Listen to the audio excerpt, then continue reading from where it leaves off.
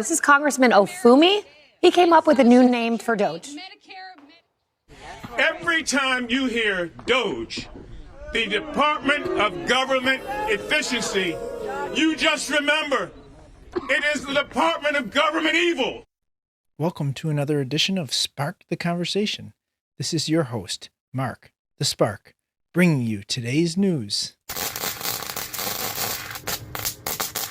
So as you can see, the left continues to spread fear about DOGE, Department of Government Efficiency, headed by Elon Musk, under the authority of the executive powers of President Trump, also under the State Department, and the Secretary of Treasury, Scott Bessent.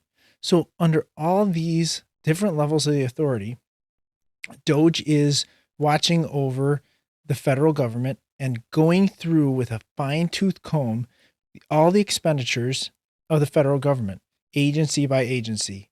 We've seen him go through USAID. They're still picking that apart. They've saved billions of dollars. If you check the Elon Musk clock, I think they've saved at least $70 billion so far, found different places where there was fraud, waste, and abuse in just the USAID. So we have a $2 trillion federal deficit right now. Elon Musk thinks that he could find at least $1 trillion to save there. Here's him saying that. And I fully expect to be scrutinized and get a daily proctology exam, basically. Might as well just camp out there. So it's not like I think I can get away with something. I'll be scrutinized nonstop. But with the support of the president, we can cut the budget deficit in half from $2 trillion to $1 trillion. And then with deregulation, because there's a lot of sort of regulations that don't ultimately serve the public good. We need to free the builders of America to build. And if we do that, that means I think we can get the economic growth to be maybe 3-4%. So he's addressing that they can cut this deficit in half. And he also talks about the fact that we have a deficit that's so big and like some of the numbers that they're seeing and why some politicians are getting rich on what seems like the backs of Americans. I think he's just echoing the sentiment of the American people. And we all kind of have some suspicions that there's foul play going on. Here's Elon talking about that. We've also got to address the deficit. So we've got a $2 trillion deficit. And if we don't do something about this deficit, the country's going bankrupt. I mean, it's really astounding that the interest payments alone on the national debt exceed the Defense Department budget, which is shocking because we spend a lot of money on defense. But if that just keeps going, we're essentially going to bankrupt the country. So what I really want to say is it's not optional for us to reduce the federal expenses. It's essential.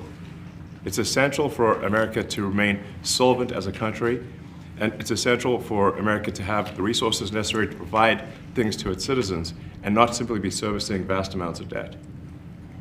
And also, could you mention some of the things that your team has found, some of the crazy numbers, including the woman that walked away with about $30 million, right, etc.? Well, we do find it sort of rather odd that there are quite a few people in the bureaucracy who have ostensibly a salary of a few $100,000, but somehow manage to accrue tens of millions of dollars in net worth while they are in that position, which is, what happened at USAID. We're just curious as to where it came from.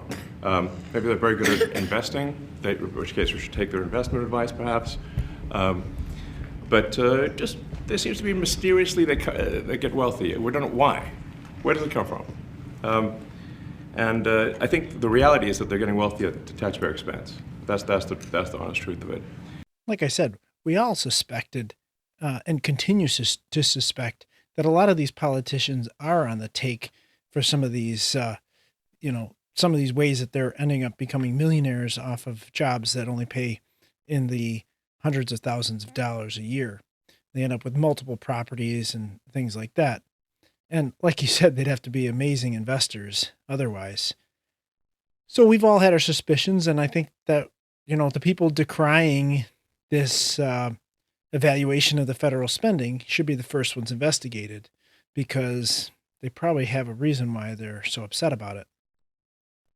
And in this next clip, Elon talks about some of the fraud they found in the Social Security system. And there's crazy things like just cursory examination of Social Security, and we've got people in there that are 150 years old. Now, do you know anyone who's 150? I don't. Okay. They should be on the Guinness Book of World Records. They're missing out. So, that's a case where, I think they're probably dead. It's my guess. Or they should be very famous, one of the two. Right, 150-year-olds that are still collecting Social Security. I think they're long gone. There was some people on the left arguing that Social Security hasn't even been around 150 years, but you could still be 150 years old collecting Social Security, even if you're not as old as Social Security. That's pretty easy math to figure out. Anyways, he also talks about how they're going to continue looking at some of these other things that are wasteful, especially in FEMA. FEMA now, they found there was $59 million of unapproved funds given to illegal immigrants staying in pretty ritzy hotels in New York City. How do you stop looking? I mean, we've already found it. We have a case in New York where a hotel has paid $59 million. $59 million because it's housing migrants, illegal migrants. All illegal, I believe. And they were being paid twice the normal room rate at 100% occupancy. Unbelievable. So it's a racket. Mr. Moss, can I ask you a question? Well, if I may... So, like he said, it's a racket. It's obviously a scam to try to get monies to their friends in these hotels. And, this is where our tax dollars are going. So that's going to be the reason why they're going to keep investigating FEMA, and probably be the ultimate demise of FEMA. This U.S. aid and FEMA, and a lot of the other things they're going to look into, even Department of Education, I think that you're going to see that the intent was good, right? But, the road to heaven is paved with good intentions, right? Or is it road to hell? Either way, intentions mean nothing if the outcome is ultimately not good. And that's what's happened. There has been nobody watching over these bureaucracies, and they went sour and started to spend endless money. And they got too big. They got too big for anybody to really track what was happening. So they're going to keep going after these bureaucracies and slashing the waste, fraud, and abuse that they find in them. Here's a little clip out of New York City of some of those immigrants leaving pretty nice hotel in New York City. A family unit here exiting the facility. Multiple children. Mother, ¿dónde vas a ir?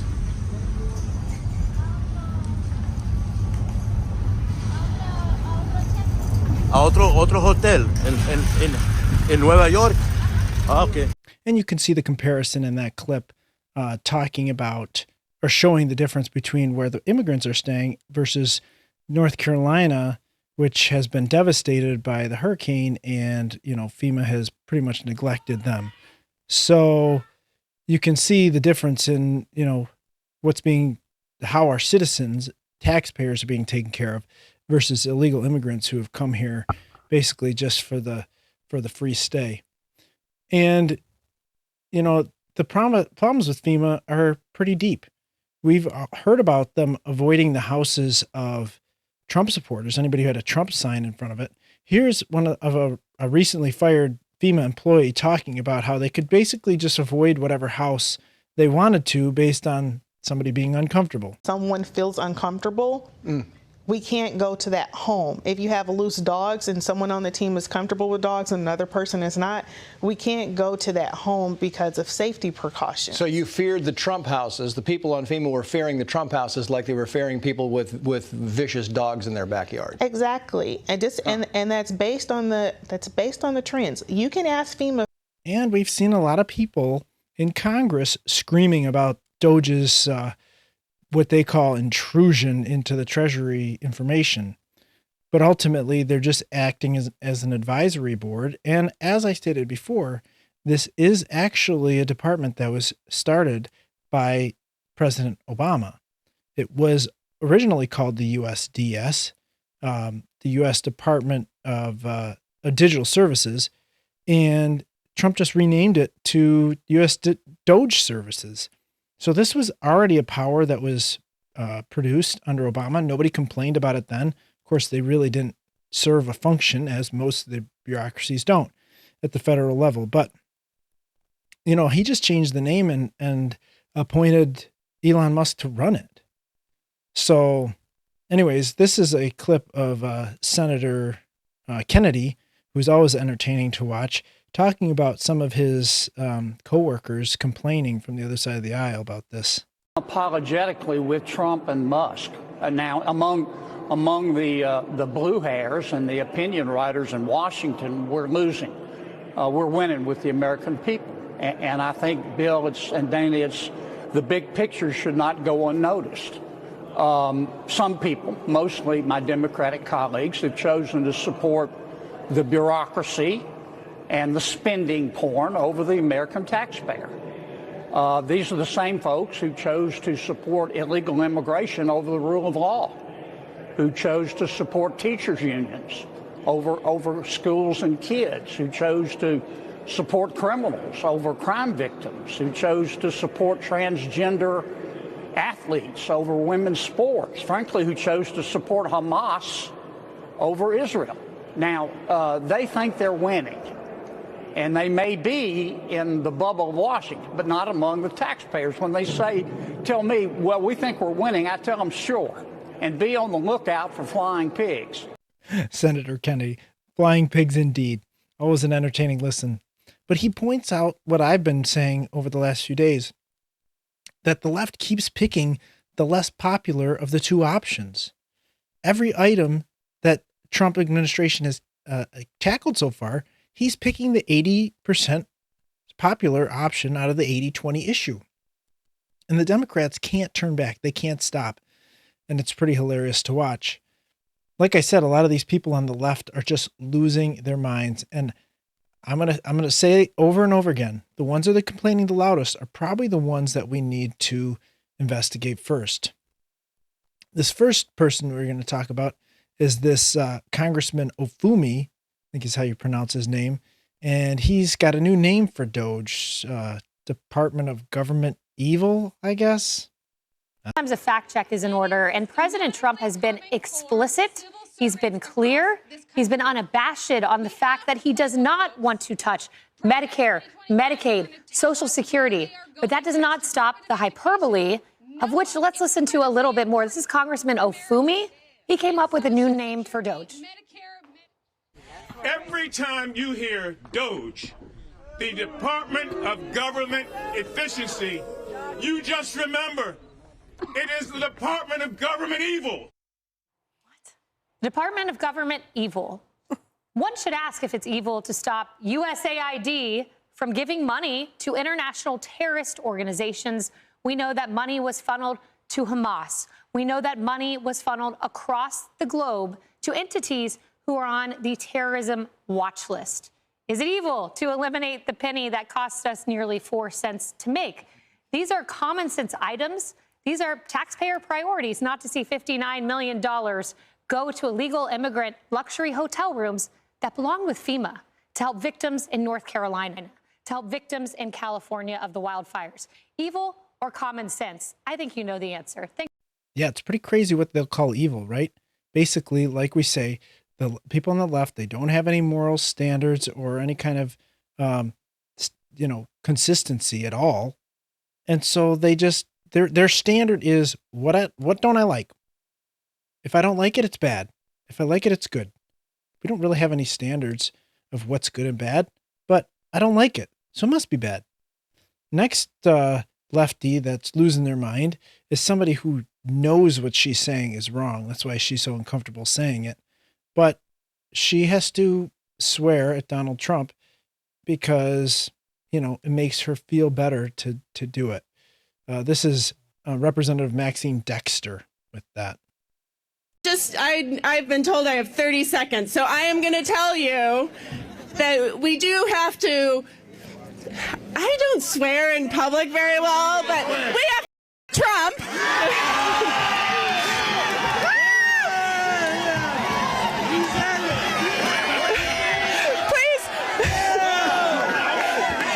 Please don't tell my children that I just did that. And so you can tell that she's uncomfortable saying it. And she even says afterwards, please don't tell my kids that I said that. Well, guess what? Your kids are going to know you said it because you did it on live TV. You did it out in the public. You knew it was wrong. You did it anyways. Why? Because you have Trump and Elon derangement syndrome. That's it. Because you've been convinced that something is evil. And you've given up your quote unquote morals, something you knew was wrong, just because you felt that you didn't like something. And it's like I said before, the quote from Man for All Seasons. I'm going to have to write this down because I quote it so often, but basically we'll go after the devil.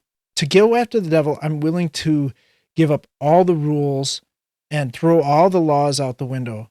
But then, as Sir Thomas More points out, when the devil turns on you, you have no more rules and laws to protect you anymore. And that's the left, literally, because like DOGE, they create these powers and then they lose their minds when somebody turns the same powers against them.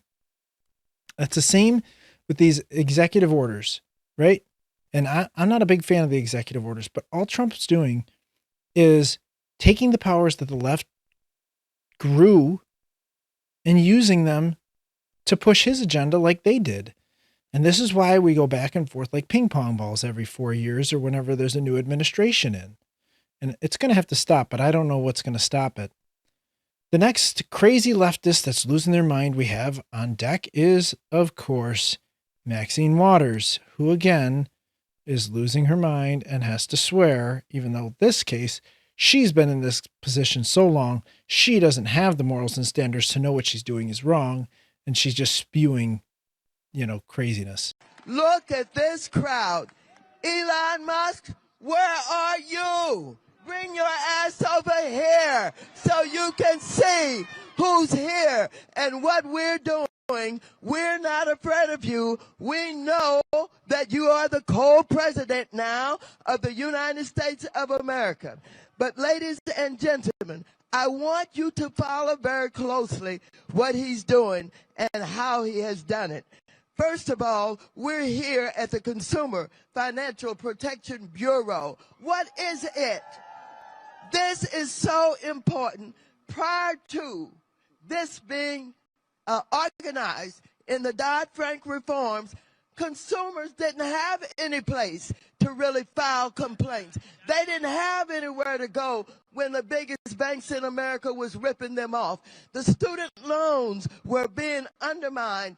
They didn't have any place to go. Why does Elon Musk want to get rid of all of this? Because he's a thief. He's a gangster. He brings his billionaire friends along with him because they think that they can take over this country. And Trump has said, you give me enough money, you can have it. So I would like to ask one question, and this is the same question I'm going to ask about every institution that DOGE checks into right now. What has the CFPB, the Consumer Financial Protection Bureau, what have they done for you lately? Are you really going to notice if they're gone? I really don't think so. And, unlike the left, where the conservatives just don't go in and destroy things that they don't like. We usually take into account the effect that it's going to have, and if we really want to remove it or not. The analogy that I always refer to is the fence in the field. Democrats and lefties come to the fence in the field and say, this is in my way. I don't like it here. I'm removing it. Conservatives come to the fence in the field and we say, what's this fence doing here? Is there a purpose for it? Is there a better place for this fence? Is there a better way to achieve what this fence is achieving? Is there a more efficient way to achieve what this fence is achieving? That's the difference between conservatives and lefties. And like I said, their standard is, do I like this? Do I like this fence in this field? Do I not like the fence in the field? And they rip out the fence, and then when the fence is gone and it whatever it was preventing from getting where they didn't want it to go, starts traveling through there, they say, oh, I can't believe that thing's traveling through there. Who took down that fence? And ultimately, all they have to do is look in the mirror and they'll see the answer to that. They've gone so far that now the lamestream media, you see this headline all over the place, calling this a constitutional crisis. I find it interesting that they only want to refer to the constitutional crisis and the Constitution in general, I should say, and, standards, whatever standards they have or historical traditions when it suits them. And then when they're in control, all of a sudden, those don't matter anymore. We got to get rid of all of those things. We're 3 weeks into the second Trump presidency, 3 weeks, and tonight there are warnings that the U.S. is dangerously close to a constitutional crisis. Now, the first shoe on this dropped when a federal judge today said the White House is defying his order to unfreeze billions of dollars in federal aid, marking the first time that we've had a judge expressly accuse the Trump administration of ignoring a court ruling. And in a separate case today, federal employees here in Washington told a judge that the administration was defying another order by not reinstating workers who had been put on leave. Now, this all has prominent Democrats and many of the nation's top constitutional scholars declaring that the U.S. is on the brink of a reckoning. The Trump Justice Department says the president should have the authority to decide how to run the government and that these judges are overreaching. And some of the president's allies say the judges should not be judging any of the moves to shrink the federal government. And I think it's a valid question to ask if some of these judges do have the ability, the authority to halt actions of the Trump administration. They did it in his last term. Everything he did, they got in his way. They subverted. You rarely see that out of conservative judges even when Biden was in office, then he did a number of things that were blatantly unconstitutional. But conservative judges tend to know their place. They tend to know what their authority is. And so we have these like local federal judges now trying to prevent actions of the president from taking effect across the country, which is a lot of out of their jurisdiction in most cases. So it's a valid question to ask if these judges are actually capable and have the authority to stop the actions of the Trump administration. And now we're going to see another clip where they talk about subverting the Constitution. It's interesting how they only talk about the Constitution now. The disruptor-in-chief, Elon Musk, who apparently has adopted the alias, at least he changed his social media handle to Harry Balls, tweeted this morning, "Democracy in America is being destroyed by judicial coup. An activist judge is not a real judge." And so they're going to say that Elon Musk, by saying this, is calling judges fake and, anybody he doesn't agree with, not a real judge, which is actually kind of a leftist standpoint, right? Like we just talked about. Something I don't like isn't legitimate, clearly, like when they don't like the Constitution and they don't call it legitimate anymore, or they call it a racist document, or, something like that, or, people stacking the court, or people putting, personnel in positions they don't belong in or aren't qualified for, whatever they can do to make something sound illegitimate. So he's really just using their own argument against them, and they don't like it. And things they don't like, they automatically determine are illegal or unconstitutional, right? It's just pretty much standard. But it is hilarious that he trolled them. This is a reference to one of his employees that went online by the name Big Balls, which what teenage or even young 20s kid doesn't have some crazy online handle, right? Especially a boy. And it's just a joke. Probably joke amongst his buddies. Whatever. We don't even know where they got this from. Could just be like on his PlayStation or something like that when he's playing, Call of Duty or something like that. But so, Elon Musk is just trolling the left and saying, let's see how far they'll go. Let's see if I can make them say Harry Balls, or it's actually pronounced because it's got like the long O on it. So it's like Harry Bowles, but let's see if I can make them say it on the air. And he did, and it worked. Troll complete. But anyways, we're going to get some further updates on the border from Tom Homan, where, they leaked some of these ICE raids out to this Venezuelan gang, and they are going to figure out who leaked the information. Unlike under the Biden administration, where they couldn't even figure out who brought crack into the White House. I think we all know who did that, but they couldn't even figure that out, right? And the leaks from the Supreme Court, they never figured that out either. Granted, I don't think they really tried because it was something they liked. So, of course, it's good. But here's Tom Homan on the investigation of the FBI. Tom, where are these leaks coming from? Well, look, we think it's coming from inside, and we know the first leak of Aurora is under current investigation. We think we identified that person under investigation right now. The California leak, Secretary Noem, she's correct. Some of the information we're receiving tends to lead toward the FBI. But I talked to the Deputy Attorney General all this weekend. They've opened up a criminal investigation. And they have promised that not only this person lose their job and lose their pension, they're going to go to jail. They're going to criminally prosecute. So we're all over. So it seems like they've got that investigation under control, and they're going to follow through with this to make sure that this doesn't continue to happen. In other news, we have a new Secretary of Defense, Pete Hegseth, and he is showing that he knows the boots on the ground. He knows the job of the people out in the field, and he is establishing a rapport with them. This is the way you return to good recruitment levels. This is how you reestablish American pride. This is how you get the young people to want to join the military again and have that hoorah attitude. So he went out and worked out with them today, ran, lifting weights, and showed that he still has that connection to the people on the ground, which is very critical when you're running any kind of organization. If you're going to have the faith of the people underneath you that are working for you, you need to be able to show that you understand where they come from and that you can meet them on their level. Here's a little clip of him shaking hands with the guys, and you could see this isn't a staged event, that these guys wanted to be there. They wanted to meet this guy. They wanted to meet Pete and shake his hand, and they connected with him for real.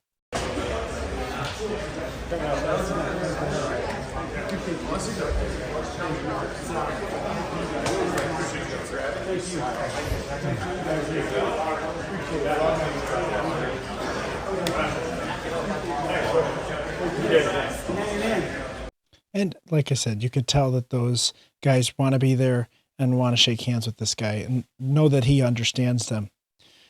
So in other news, this Congresswoman, Anna Luna, is going to head up a congressional investigation into a bunch of items that we would all like answers to, such as the Epstein client list, which we're all waiting to see who's on it, COVID-19 origins, the 9/11 files, and the assassinations of JFK, RFK, and more things that have been hidden from the American people. And she's talking about those investigations. We're all wondering, like I always say, I got two sides to this. The rational side of me says there really can't be that much hidden because there's so many leaks in the government. If there was something to hide, it would have come out. But then the other rational side of me says, well, if there was nothing to hide, why wouldn't they tell us what's going on? So here's that clip over here. Together with the help of the White House, our intelligence allies, the Department of Defense, the Department of Justice, we will be conducting investigations into the following: the assassinations of JFK, RFK, and Dr. Martin Luther King, unidentified aerial phenomena, also known as UAPs, unidentified submerged objects, also known as USOs, the Epstein client list, the origins of COVID-19, and the 9/11 files. This task force will be a beacon of bipartisanship. On the Republican side, Representatives Burchett, Boebert, Burleson, Crane, Gill, and Mace will be joining me, although I'd like to note that I'm expanding this to the entire governing body and will be allowing certain members to. And on our last clip of the day, we're going to show Donald Trump talking about Israel. Now, as I previously stated in my last episode, I was talking about the patience that is waning.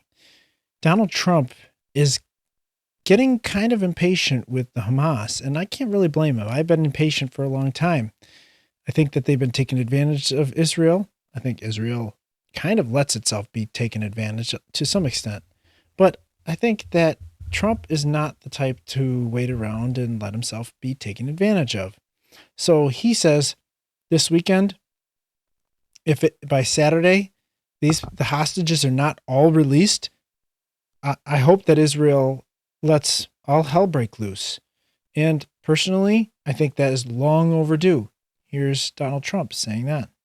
Well, I would say this, and I'm going to let that because that's Israel's decision, but as far as I'm concerned, if all of the hostages aren't returned by Saturday at 12 o'clock, I think it's an appropriate time. I would say cancel it and all bets are off and let hell break out. I'd say they ought to be returned by 12 o'clock on Saturday, and if they're not returned, all of them, not in drips and drabs, not 2 and 1 and 3 and 4 and 2. Saturday at 12 o'clock, and after that, I would say all hell is going to break out. And I think that he's going to solidly stand behind Israel on that fact.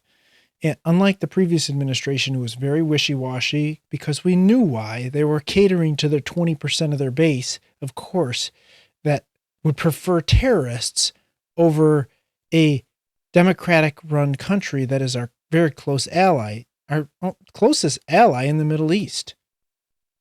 And, you know, one of the most prosperous as well. So, you know, the Democrats can't realign themselves. They can't stop going in this crazy left direction. And I hope they keep on that course, because that is their recipe to keep losing in elections in the future. In other news, we're still waiting on the final votes for Tulsi Gabbard and RFK Jr. as the head of the CIA and also the head of the HHS. And it looks like they both have the votes now that they need. This RFK Jr. seems like he's locked up Susan Collins, who's always a wishy-washy vote. But I think that she probably has read the tea leaves as well and realized that the American people are ready for change. They're ready to investigate the things that have been covered up in the past. And these are the people who we need in office. Trump's people. Trump needs his people. Trump is at an all-time high in popularity, as we've looked at in the numbers yesterday. And, you know, all these Congress people have realized, you know, I better get on board of the Trump train, because otherwise I might be booted off and I'll be rolling down next to the tracks, you know, rolling through the dirt. So I'm here for it. Let's hope that these get through this week. It'd be really nice to see, so that we can get rolling, investigating some of these things and see them help to make America great again, which is should be all of our goals. Although the left uses MAGA as a slang term, all it means is to make America great. So if they're not on board with making America great, then I don't know what they think they're on board with, but they're definitely going to keep losing elections if they keep on that course. Anyways, that's all I got for today. Don't forget to like, subscribe, share, follow, comment below. I'll get back to anybody who comments. This is a one-man operation. We do not make anything off of this, and I'm just doing it for fun and for you guys to see what's going on in the world. I appreciate any of the support. And don't forget to go out and do something, volunteer for something meaningful, and spark the conversation.